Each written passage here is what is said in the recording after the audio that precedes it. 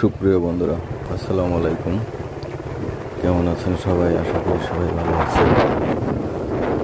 বরাবর আমি ঘুরতে পছন্দ করি, সেটা সবাই জানে। আর ঘোরাঘুরির ফাঁকে টুকিটাকি যে ভিডিওগুলো ধারণ করে থাকি, সেগুলো আপনার মাধ্যমে তুলে ধরার জন্য চেষ্টা করি। আজকে আসছিলাম বাসুলিয়ার পাশেই আছে একটা সুন্দর জায়গা, সেটাকে বলে পাথরঘাটা। একটা নদীর পার, সুন্দর একটি জায়গা, নিরিবিলি জায়গা।